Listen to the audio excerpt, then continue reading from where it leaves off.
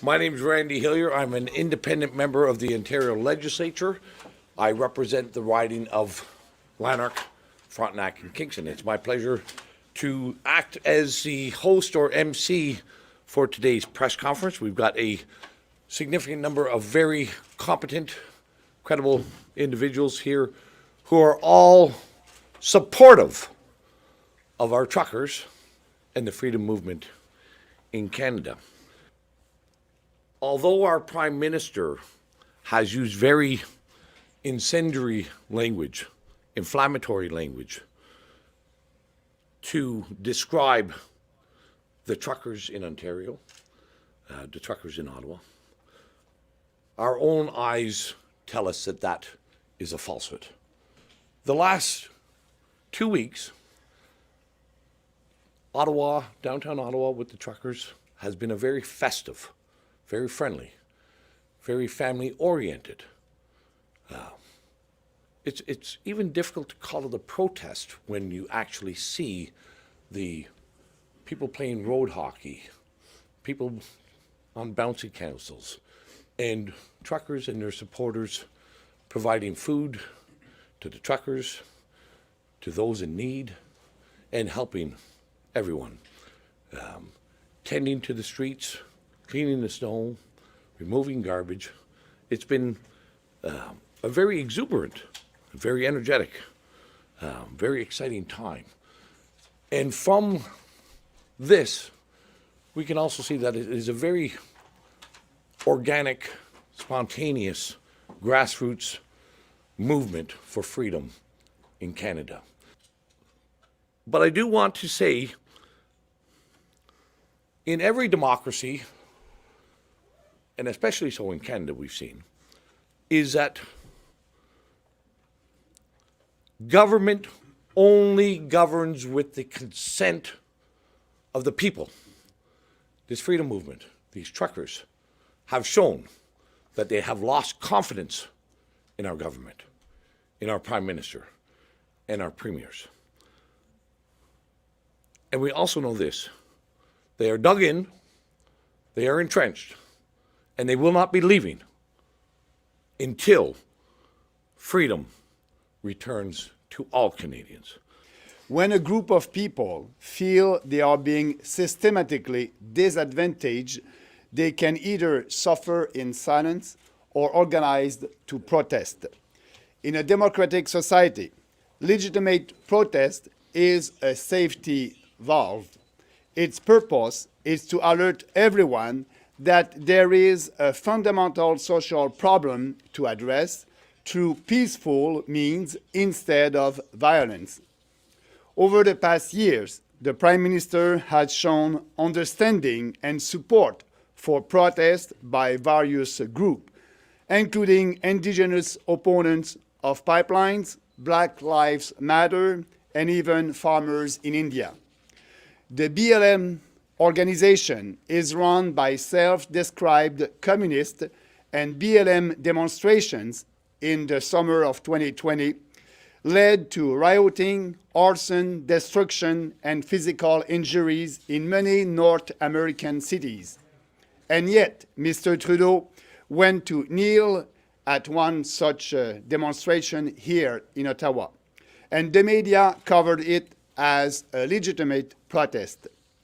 In contrast, Mr. Trudeau has been nothing but vicious and vindicative in his attacks against opponents of COVID mandates and restrictions in general, and the truckers' convoy in particular, even though they have been entirely peaceful and non-violent.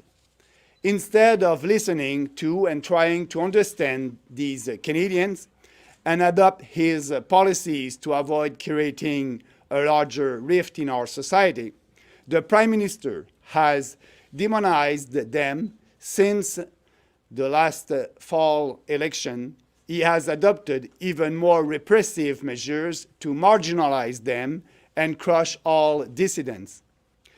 As for the mainstream media, they have becoming nothing less than the propaganda arm of the government.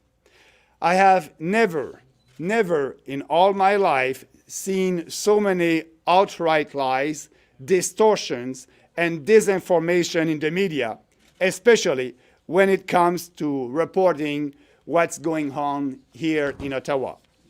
COVID measures are quickly being abandoned in other countries and in some provinces here in Canada. The Prime Minister can put an end to this crisis today. He should announce that he will eliminate all mandates and restrictions and that he will focus his efforts on working with provinces to protect the most vulnerable Canadians while respecting everyone's rights and freedoms. Be a statesman, Mr. Trudeau. Stop widening the rift in our society. End this crisis now. Hi there. My name's Sandy Williams from a little town, northern Alberta, Canuso. We had no idea we were going to be taking a trip across Canada. Myself and two boys and my daughter. We jumped in the truck our last, few Mondays ago. Anyways, we had no idea what we were getting ourselves into. We parked the barbecue and cooler, and we were just going to set out, and we knew we had to do something. We knew we were onto something, or knew that we were part of something huge when we started seeing every overpass just littered with people and more. And as the day went on and as the night went on, we rolled into, Red Deer at about 12:30, and it was just like rolling into, a town with a Saturday, the parade there on plus 20 day, but it's minus 5, 6, 12 at night, and people are sitting there just lying in the roads. And pretty heartwarming to see, like, that the people were all sitting there for the same reasons that we were traveling down the road. And it went on like that. It continued to be better and better as we traveled. And to see all the people coming out that understood why they were there and didn't understand why they were standing, that they were standing with their neighbors, and the ones that were probably feeling the same way, isolated, alone. So it didn't take very long to figure out that we weren't alone. And the vast majority has been waiting for something to change. And the truckers, I think, have been able to give a voice for a lot of people that haven't been heard for a long time. So as we continued on across the country, our hearts just got fuller and fuller with pride. And the Canada you knew was always there, and been lied to by whichever sources you want to say. By the time we hit here, our hearts were pretty full. And we've never been prouder in our lives to be Canadian. One thing we all got to know is we're not alone in all this, and we're more intact as Canadians than we ever have been, and more whole. So, it's been an honor, and the movement isn't going away anytime soon. And each one of those trucks are pretty symbolic out there, but each one's packing with them wherever, 5,000, 500,000, whatever town you're from, whatever, it's representing a large number. So I hope that the government understands it's more than a protest. It's just we want our way of life back to every which way we had it. So that's all. Thank you. I'm with Taking Back Our Freedoms, the organization founded this past October. I was kind of trying to mind my own business, but when Jason Kenney just straight up lied to us last summer and said the passports are off the table, that'll never happen. And then the next thing you know, he's introducing the vaccine mandate, which I consider just vulgar and immoral, to force people at gunpoint to take a vaccine. You say, well, there's not a gun here. It's just the loss of job, and you don't qualify for unemployment. So it's just starvation, right? So this for me was so outrageous that I had to work with George Byers, a co-founder of Taking Back Our Freedoms, and said this is enough. We have to end this nonsense as quickly as we can. And so we founded an organization, and Taking Back Our Freedoms, I think, speaks for itself, what we stand for. We invited, first and foremost, Premier Peckford to be involved with us, and he was glad to become the chairman of the board of Taking Back Our Freedoms. And from there, we built a team, including doctors, and Dr. Piness, as you know, is a professor of ethics. I think you all know her story. And I just urge the media, get on the right side of history. It's time for you to remember why you became a journalist. Remember why you took on this great endeavor. It's to challenge the government, not to ally yourself with government. And it's really important for you to rethink the kind of approach that you've taken. Just report both sides. That's all we're asking. And of course, with the team that we've built, Brian Peckford, want to just make this announcement because I promised to be very short. He's going to be coming to Ottawa this weekend. And so, and we are, just to be very clear, Brian Peckford, all the doctors, all of us are here because the truckers led the way. We're in support of the Freedom Convoy. We think of them as heroes, and we are so proud to stand with them for what they are standing for. And you may not believe the truckers, they just happen to be right. A whole slew of doctors are coming to town this weekend as well, and they're going to be speaking loud and clear with respect to this issue. The science is on the side of the truckers. Next, well, welcome Dr. Roger Hodkinson to the podium. Thank you, Randy, and thank you all for attending. I'm not trying to be melodramatic here. I'm a physician, I'm a parent, and I'm a Canadian. Every life matters. Every single life matters to a physician. These are not statistics, they're not zeros and percentages. The scale of death that's been happening in this country as a result of government playing medicine is in an order of magnitude never, ever seen before. It is utterly inexcusable, and it makes me madder than hell as a physician to see the rights of physicians trampled on so mercilessly. As Randy said, we have to be enormously grateful to truckers of all people, guys with dirty fingernails, said respectfully, to leaders at this momentous time when medicine and law and media and the church in particular have failed in their duty to lead the population through this and to oppose these draconian measures, none of which have any real support. In fact, the measures that have been used, I could say quite bluntly, have not only not worked, but they've made a situation infinitely worse. We would have been through with this mess 6 months ago, a year and 6 months ago, if it had been treated with common sense, like we've all done with previous flu epidemics, of which this really is not materially different. Instead, we had politics playing medicine, and that's what's got us into this awful mess. COVID is, in a very real sense, a fortunate experience. Yes, tragically, people have died, many unnecessarily because of the denial of access to early treatment. But we needed a focus. We needed the point of the spear sticking at us, saying, finally, Canada, wake up. You're losing freedoms that you fought for so determinedly for years, for decades.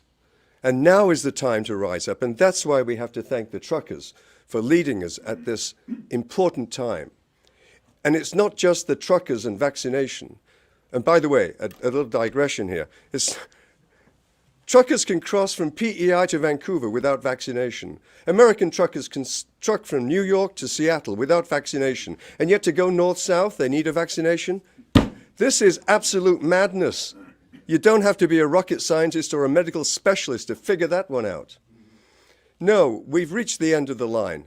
It really is a catastrophic intervention that has to stop. It has to stop immediately. No dithering here. People are dying now. Pregnant women are being injected now with an experimental agent for which we have no data. Does anyone here remember the word thalidomide? Thalidomide. That could happen all over again. Look at our children who've been affected the worst of all the sectors in society. Our children, our most precious asset. They've not only been suffering the absence of nonverbal education, the smile, a hug, being made to feel suspicious of anyone around them that's going to last them lifelong. But now they're being attacked by a vaccine that isn't necessary and could well kill them. Is child sacrifice what we're all about in this country, to appease the new gods? I don't think so. And then beyond that, they're going to suffer for the rest of their lives because they'll be paying off the national debt, with the net result being a loss of standard of living. That's what this government has done to this population, and it has to stop now. Thank you. First of all, I want to go on record again because I've been on record for 2 years now. Definitely 1 year that under no condition, none, there's no data anywhere in the world, no one, no NU, no TAM, no Fauci, no Birx, no CDC, no NIH, no Health Canada, no FAC. No one has prosecuted a case as to why your child must get a vaccine. Under no condition must a Canadian parent allow these vaccines into the arms of their children. I know enough about these vaccines. These vaccines can severely harm your children long term. Now, this is a blue collar movement now. Omicron presents an exit strategy and an off-ramp to the government, to the governments of the world. This is the way out of this pandemic. Omicron is mild. It can be treated like seasonal influenza. And the most important issue that we need to consider today as to why the mandates are moot is because these vaccines do not cut the chain of transmission. If a vaccine does not stop transmission, therefore the vaccine mandate must end. The transmission issue is the key issue here. And the reality about it is, when we look back now, for 2 years, we've been telling Canada, we've been telling the United States and Great Britain and Australia, every nation, every single COVID policy failed. Every lockdown in this world failed. Every school closure failed. Every mask mandate failed. They have failed in every single thing they have done. And we cannot remain in a posture of fear, where we are in fear of the hypothetical emergence of some virus in the future at some uncertain, unknown time. We cannot. We have to end this now. You cannot tell a trucker coming to the border because they are unvaccinated, willing to exercise their natural immunity, that they cannot come into Canada and earn a living. You cannot tell a Canadian trucker that they cannot move about within Canada and earn a living. They cannot go to the restaurant. They cannot live a normal life. When the data is absolutely clear. I challenge anyone, any public service person, any public health official in Canada. I challenge you to come Friday to sit down with Dr. Byron Brittle, Dr. Roger Hodkinson, and myself. You can bring the entire Public Health Agency of Canada. You could bring the entire Health Canada. And you, Dr. Nu, and you, Theresa Tam. You, Theresa Tam, who led this response from Canada, you have failed. I have followed you. I have followed you scientifically. You have failed, abject failure. So you come and you bring whatever science you have. You bring it to the table. We will bring our science. You have no science. You have no basis for these lockdowns. And it is time. It is time that the Prime Minister stops this fear-mongering. The COVID pandemic is over. It is time that we end the pandemic emergency. There is no more reason for the emergency, and allow Canadians now to live freedom, free lives again, and long live the truckers. I want to just briefly address 2 points. You may have heard suggestions that the truckers have made their point, and they should now pack up and go. And you may have also heard that what needs to happen next is a negotiation. Both these ideas are misguided. They missed the point.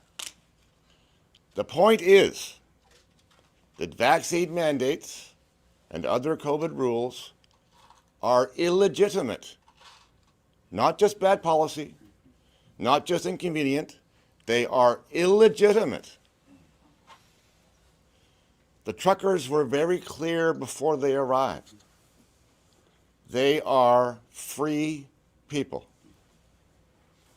They are not about to agree to not be free. I think you'll find the truckers regard their freedoms as non-negotiable. And I don't think you'll find them leaving until the mandates are gone. So there's really no point in pursuing negotiation. And in particular, there's nothing much that the city of Ottawa can do to achieve this aim. Now, yes, it is true that this whole problem, the mandates in various guises and other COVID rules, is both federal and provincial. Now, we happen to be in Ottawa, where the federal government is located, but that doesn't mean that they're saying it's just a federal problem. This is federal and provincial. This is a national problem. Second, liberal democracies depend on the theory of the consent of the governed. The behavior of public authorities during this COVID period has undermined that consent. It has undermined trust in government institutions. These people, the truckers and the people who support them, are essentially saying they do not consent in the way that we're all assumed to consent. This is not a protest. This is a movement. It's organic. It's spontaneous. People of all kinds are pitching in to help.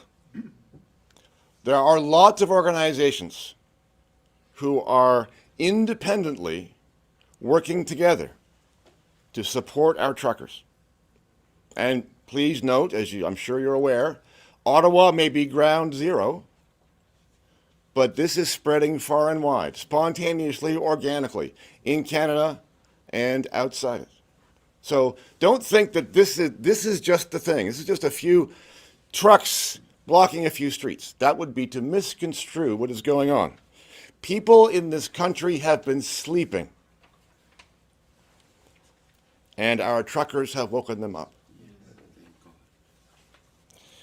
It's significant not just because of COVID. Now, it looks like COVID is the problem. And believe me, COVID, the COVID rules, the COVID regime is the most immediate problem, for sure. But this is really a challenge to the nanny state, to the authority of our ruling class. And this is why they're so upset about this. It's not just a few streets being blocked. That's not a big deal. This is a challenge to the legitimacy and authority of our ruling class. There's a movement coming together that says, enough. We are challenging the idea, the very idea, that experts, officials, politicians should be able to tell us how to live. And that transcends COVID. Once COVID rules are gone, then we have something else to talk about. And I believe that this movement will be successful. I believe that we are on the right side of history. When you have these experts and lawyers and constitutional that are telling the government and the politicians in Ottawa and in provincial governments that what they're doing is unethical, unfair, unconstitutional, now you have the population that is realizing that, yes, I believe that you're right, and because of the movement of these truckers, that it's a grassroots movement. You cannot stop a good idea. You cannot stop a freedom idea. You cannot stop a grassroots movement. But the mandates are still in place. They will stop. They will have to stop. The people of Canada have awakened. They have awakened during this very, very dark time. What Canada looks like after the COVID mandates are repealed and removed, I think Canada is going to look somewhat different than it did in February of 2020. I think what we will see is a very energized Canadian population, a more intellectually aware population, a population that understands that a democracy does not function without the individual's participation. What that actually looks like at the end of the day, I don't know, but I believe that there is a great silver lining in this dark cloud called COVID, and good people will come together and we will find that silver lining.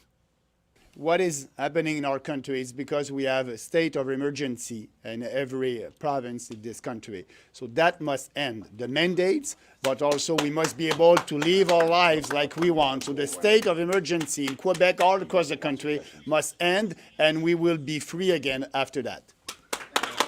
To paraphrase someone you're very familiar with, the science is settled. There's an overwhelming consensus that nothing worked. Nothing could work, nothing did work, and nothing will work. That includes the vaccinations, which are not just unnecessary, experimental, untested, and are actually killing people. I want to take this moment to point a finger directly at the principal cause of why we're all here today. And it's not the government. No, it's us physicians who have been intimidated by our colleges, both provincially and internationally. If physicians had not been intimidated by the very body that is supposed to protect you from me, if they'd been allowed to speak their mind without the threat of losing their income and their positions, then an individual patient, such as you and me in a closed examining room, would have been told the truth. The truth. They have been denied that ability to do that. We have had that for centuries. The two principal medical ethics have been trampled on by this government. First, do no harm, and informed consent. First, do no harm has been trampled on. The mandates have killed, as we've heard, more people, many more people than they've saved. But informed consent, I would put it to you, how can you give informed consent if you are not informed? And you have been denied information intentionally by the colleges that are supposed to protect you. So I say this, putting a point on it. The colleges of physicians and surgeons across this country and internationally are co-conspirators with government in state-sanctioned murder. Thank you.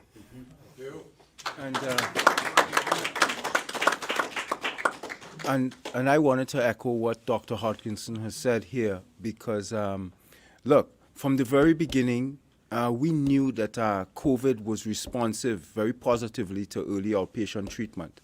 And yet doctors in Canada, in the United States, across the world, their hands were tied by their governments. These faceless, technocratic, bureaucratic people tied the hands of these clinicians. They refused to allow them to use their clinical judgment and their best decision making.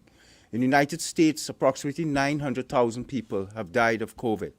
We've modeled the data now, me, McCullough, Risch, Zelenko, etc., and we have shown that approximately 840,000 people would be alive today had early treatment been allowed.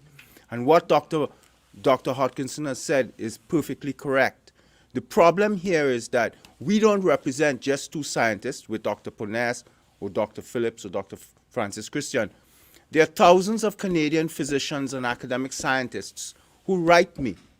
In the United States also at CDC and FDA and NIH, they write me and they call me and they tell me the problem, Paul, is Hodkinson, Peter McCullough, Robert Malone, Harvey Risch, you people have the courage and the bravery that we lack. But we want to speak, but we cannot. As Hodkinson said, they would lose their academic appointment, as is happening in Canada. They would lose their grant. They would lose their positions. And this is why today you've had this divide. The divide is not that the truckers didn't have an accurate common sense in stating that these mandates must fall. It's not just Hodkinson and myself as academic scientists and clinicians who are saying that these mandates must fall and have no scientific basis. We have thousands of scientists, but they are afraid. And the time has come that you must become brave and stand up to the colleges and stand up to the government and say enough. natural immunity is far superior than vaccinal immunity. You should have said that in the beginning. You have contributed to the failure here. You have failed, and it is time you right the ship and come forward now. Yeah, you know, I'm for free trades, I'm for freedom, free markets, but I understand also why that is happening right now in our country. Actually, the protests here in Ottawa, I'm supporting that. I'm supporting the truckers all across the country. And I know that what they're doing, they want to have a voice, and they don't have a voice. So now we are waiting for the federal government to answer. I said Justin Trudeau can be a statement, can be a leader. He's not a leader anymore. He can solve that in a day, just ending all the mandates, and that will be solved. So he has all the answers in his hands, and he can also be in touch with provincial governments. Actually, as you know, in Manitoba, the mandates will end. In Saskatchewan, Saskatchewan, and also in Alberta. So he must be a leader and all that, and everything will go back to normal. We want to regain our freedoms. That's what we want. Okay, I think we're gonna. That is a time that you may remember called BC, before COVID. When you hugged your grandchildren, when you went to funerals, when you went to restaurants, you traveled. That was a time we want to retake. Thank you.